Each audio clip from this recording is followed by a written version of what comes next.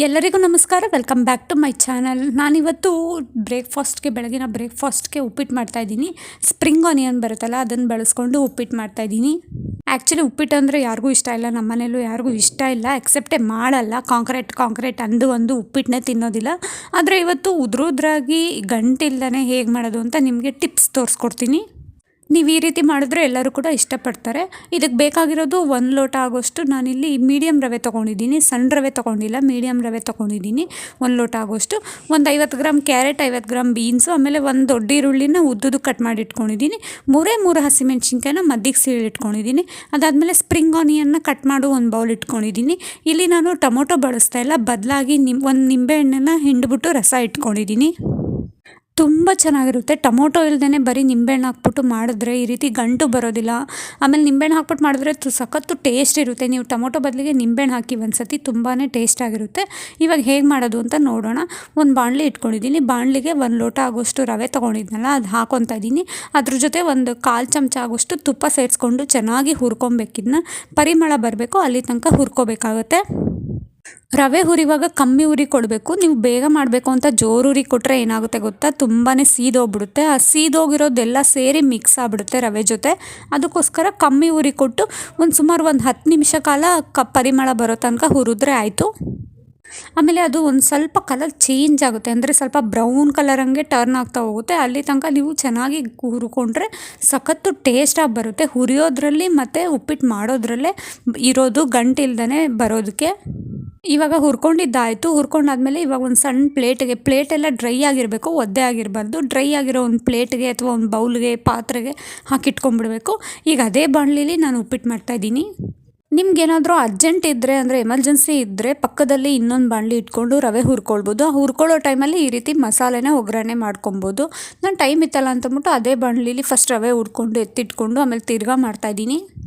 ಇವಾಗ ಒಂದು ಬಾಣಲಿಗೆ ಮಾಮೂಲಿ 1-2 ಟೇಬಲ್ ಸ್ಪೂನ್ ಎಣ್ಣೆ ಹಾಕಿದ್ಮೇಲೆ ಸಾಸಿವೆ ಆದಮೇಲೆ ನಾನಿಲ್ಲಿ ಫಸ್ಟೇ ಕರ್ಬೇವಿನ ಸೊಪ್ಪು ಹಾಕ್ತಾಯಿಲ್ಲ, ಬದಲಿಗೆ ಕಡಲೆಬೇಳೆ ಒಂದು ಚಮಚದಷ್ಟು ಕಡಲೆಬೇಳೆ ಹಾಕ್ಕೊಂಡು ಚೆನ್ನಾಗಿ ಹುರ್ಕೊತೀನಿ. ಅದಾದಮೇಲೆ ಹೆಚ್ಚಿಟ್ಕೊಂಡಿದ್ವಲ್ಲ ಈರುಳ್ಳಿ, ಅದನ್ನು ಕೂಡ ಹಾಕ್ಕೊಂಡು ಸ್ವಲ್ಪ ಟ್ರಾನ್ಸ್ಪರೆನ್ಸಿ ಆಗೋ ತನಕ ಹುರ್ಕೊಂಡ್ರೆ ಸಾಕು. ಅದಾದಮೇಲೆ ಹಸಿಮೆಣ್ಸಿನ್ಕಾಯಿ ಸೇರಿಸ್ಕೊಂಡಿದ್ದಾದಮೇಲೆ ಬೀನ್ಸ್ ಮತ್ತು ಕ್ಯಾರೆಟ್ ಹೆಚ್ಚಿಟ್ಕೊಂಡಿದ್ವಲ್ಲ, ಅದನ್ನು ಕೂಡ ಸೇರಿಸ್ಕೊಂಡು ಅದೆರಡು ಸ್ವಲ್ಪ ಫ್ರೈ ಆಗಬೇಕು. ಎಣ್ಣೆಲೇ ಫ್ರೈ ಆದರೆ ಸರಿ, ತುಂಬ ಚೆನ್ನಾಗಿ ಬರುತ್ತೆ. ಸುಮಾರು ಒಂದು 10 ನಿಮಿಷ ಕಮ್ಮಿ ಉರಿ ಕೊಟ್ಟು ಫ್ರೈ ಮಾಡ್ಕೊಬೇಕು. ಅದಾದಮೇಲೆ ಇವಾಗ ನಾನು ಯಾವ ಲೋಟದಲ್ಲಿ ರವೆ ತೊಗೊಂಡಿದ್ನೋ ಅದೇ ಲೋಟದಲ್ಲಿ 1.5 ಲೋಟ ಆಗೋಷ್ಟು ನೀರು ತೊಗೊತಾ ಇದ್ದೀನಿ. 1 ಲೋಟ ರವೆಗೆ ಇಲ್ಲಿ 1.5 ಲೋಟ ಆಗೋಷ್ಟು ನೀರು ಸರಿಯಾಗಿ ಬರುತ್ತೆ. ಕರೆಕ್ಟಾಗಿ ಪರ್ಫೆಕ್ಟ್ ಹದದಲ್ಲಿ ಮಾಡಿದ್ರೆ ಯಾವುದೇ ರೀತಿ ಗಂಟು ಬರಲ್ಲ, ಆಮೇಲೆ ತುಂಬ ಒದ್ದೋದೇ ಥರ ಇರಲ್ಲ. 100% ಹೋಟೆಲ್ ಸ್ಟೈಲ್ ಥರನೇ ಬರುತ್ತೆ. ನೀವು ಬೇಕಾದ್ರೆ ಒಂದ್ಸತಿ ಟ್ರೈ ಮಾಡಿ ನೋಡಿ ಈ ರೀತಿ ಟಿಪ್ಸ್ನ. ಅದಾದಮೇಲೆ ನೀರು ಹಾಕಿದಾದ್ಮೇಲೆ ರುಚಿಗೆ ತಕ್ಕಷ್ಟು ಉಪ್ಪು ಸೇರಿಸ್ಕೊಂಡು ಚೆನ್ನಾಗಿ ಒಂದು 5 ನಿಮಿಷ ಜೋರುರಿ ಕೊಟ್ಟು ಕುದಿಸ್ಕೋಬೇಕಾಗುತ್ತೆ. ಜೋರುರಿ ಕೊಟ್ಟು ಕುದಿಸೋದ್ರಿಂದ ಚೆನ್ನಾಗೆಲ್ಲ ಬೇಯ್ಕೊಳ್ಳುತ್ತೆ ಅದರಲ್ಲೇ. ಅದು ಕುದ್ದಾದ್ಮೇಲೆ ಕಮ್ಮಿ ಉರಿ ಮಾಡಿಬಿಡ್ಬೇಕು. ಕಮ್ಮಿ ಉರಿ ಮಾಡಿದ್ಮೇಲೆ ಈಗ ಹುರಿದಿಟ್ಕೊಂಡಿದ್ವಲ್ಲ ರವೆ ಸೇರಿಸ್ಕೊಬೇಕು. ರವೆ ಸೇರಿಸ್ಕೊಂಡಿದ ತಕ್ಷಣ ನೀರು ಇರುತ್ತಲ್ಲ, ನೀರಿನ ಜೊತೆಲೇ ಎಲ್ಲ ಮಿಕ್ಸ್ ಮಾಡಿಬಿಡಿ. ಆವಾಗ ಗಂಟಾಗಲ್ಲ. ನೀವು ಇಲ್ಲಾಂತಂದರೆ 1-2 ನಿಮಿಷ ಬಿಟ್ಟಷ್ಟು ಗಂಟಾಗ್ಬಿಡುತ್ತೆ. ಸಡನ್ನಾಗಿ ರವೆ ಸೇರಿಸಿದ ತಕ್ಷಣ ನೀರಿನ ಜೊತೆ ಎಲ್ಲ ಮಿಕ್ಸ್ ಮಾಡಿಬಿಟ್ರೆ ಆಯಿತು.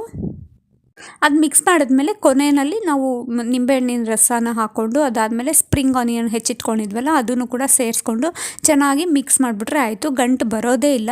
ನೀವು ನೀರು ಕುದ್ದ ತಕ್ಷಣ ಸ್ವಲ್ಪ ಕಮ್ಮಿ ಉರಿ ಕೊಟ್ಬಿಟ್ಟು ಸಡನ್ನಾಗಿ ಹುರಿದಿರೋ ರವೆನ ಹಾಕಿದ್ಮೇಲೆ ತಿರುಗಿಸ್ಕೊಂಬಿಟ್ರೆ, ಎಲ್ಲ ನೀರಿನ ಜೊತೆ ಮಿಕ್ಸ್ ಮಾಡಿಬಿಟ್ರೆ ನಿಮಗೆ ಗಂಟು ಅನಿಸೋದೇ ಇಲ್ಲ, ಗಂಟು ಬರೋದೇ ಇಲ್ಲ. ಉಪ್ಪಿಟ್ಟು ಕರೆಕ್ಟ್ ಹದದಲ್ಲಿ ಬರುತ್ತೆ. ಎಲ್ಲರೂ ಕೂಡ ಇಷ್ಟಪಡ್ತಾರೆ ನೀವು ಈ ರೀತಿ ಟಿಪ್ಸ್ನ ಫಾಲೋ ಮಾಡಿದ್ರೆ.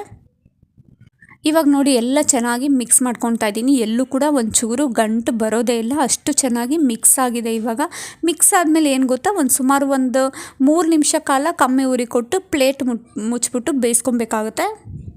ನೀವು ಈ ರೀತಿ ಮಿಕ್ಸ್ ಮಾಡೋದ್ರಲ್ಲೇ ಇರೋದು ಟ್ರಿಕ್ಸು. ನಿಧಾನಕ್ಕೆ ಮಿಕ್ಸ್ ಮಾಡಬೇಕಾಗುತ್ತೆ. ತುಂಬ ಫಾಸ್ಟಾಗಿ ಮಿಕ್ಸ್ ಮಾಡಿದ್ರೆ ಗಂಟಾಗ್ಬಿಡುತ್ತೆ. ನಿಧಾನಕ್ಕೆ ಮಿಕ್ಸ್ ಮಾಡಿದ್ರೆ ಸಖತ್ತಾಗಿ ಟೇಸ್ಟಾಗಿ ಬರುತ್ತೆ, ಮಾತ್ರ ಎಲ್ಲೂ ಕೂಡ ಗಂಟಾಗೋದಿಲ್ಲ. ಇವಾಗ ಮಿಕ್ಸ್ ಮಾಡಿದ್ದಾಯಿತು. ಸುಮಾರು 3 ನಿಮಿಷ ಕಮ್ಮಿ ಉರಿ ಕೊಟ್ಟು ಪ್ಲೇಟ್ ಮುಚ್ಚಿಬಿಟ್ಟು ಬೇಯಿಸ್ಕೊಂಡ್ರೆ ಆಯಿತು. ಸಖತ್ತಾಗಿರೋ ಉಪ್ಪಿಟ್ಟು ರೆಡಿ ಆಗುತ್ತೆ. ಫಸ್ಟ್ ಟೈಮ್ ಉಪ್ಪಿಟ್ಟು ಮಾಡೋಕ್ಕೆ ಬರದೇ ಇರೋರು ಕೂಡ ಈ ರೀತಿ ಟಿಪ್ಸ್ನ ಫಾಲೋ ಮಾಡಿದ್ರೆ ಉಪ್ಪಿಟ್ಟು ಖಂಡಿತ ಚೆನ್ನಾಗಿ ಬರುತ್ತೆ, ತುಂಬ ಟೇಸ್ಟಿಯಾಗಿ ಬರುತ್ತೆ. ನನಗೂ ಕೂಡ ಫಸ್ಟ್ ಟೈಮ್ ಬರ್ತಾ ಇರಲಿಲ್ಲ. ನಾನು ಇದೇ ರೀತಿ ಟಿಪ್ಸ್ನ ಫಾಲೋ ಮಾಡಿದ್ಮೇಲೆ ಸಖತ್ತಾಗಿ ಬಂತು ಉಪ್ಪಿಟ್ಟು. ಎಲ್ಲೂ ಕೂಡ ಮುದ್ದೆ ಅನ್ನಿಸ್ಲಿಲ್ಲ, ಗಂಟು ಕೂಡ ಅನ್ನಿಸ್ಲಿಲ್ಲ. ಅದಕ್ಕೆ ಅದೇ ಟಿಪ್ಸ್ನ ನಿಮಗೂ ಕೂಡ ಶೇರ್ ಮಾಡ್ತಾ ಇದ್ದೀನಿ. ನೀವು ಮನೇಲಿ ಒಂದು ಸತಿ ಈ ರೀತಿಯಾಗಿ ಟ್ರೈ ಮಾಡಿ ನೋಡಿ. ಉಪ್ಪಿಟ್ಟು ಇಷ್ಟಪಡದಿರೋರು ಕೂಡ ಇಷ್ಟಪಟ್ಟು ತಿಂತಾರೆ. ಅಷ್ಟು ರುಚಿಯಾಗಿರುತ್ತೆ, ಸಖತ್ತು ಟೇಸ್ಟಿಯಾಗಿರುತ್ತೆ. ನೋಡಿದ್ರಲ್ಲ, ಇವಾಗ ತುಂಬ ಸುಲಭವಾಗಿ ಎಲ್ಲೂ ಕೂಡ ಗಂಟಿಲ್ದೇ ಉಪ್ಪಿಟ್ಟು ಮಾಡೋದು ಹೇಗೆ ಅಂತ ತೋರಿಸ್ಕೊಟ್ಟಿದ್ದೀನಿ. ನೀವು ಮನೇಲಿ ಟ್ರೈ ಮಾಡಿ ಹೇಗಿತ್ತು ಅಂತ ನನಗೆ ಕಮೆಂಟ್ ಮಾಡಿ. ಹೀಗೆ ನನ್ನ ಚಾನಲ್ನ ಪ್ಲೀಸ್ ಸಬ್ಸ್ಕ್ರೈಬ್ ಮಾಡ್ಕೊಂಡು ನೋಡ್ತಾ ಇರಿ. ಮುಂದಿನ ವಿಡಿಯೋದಲ್ಲಿ ಸಿಗ್ತೀನಿ. Thank you for watching.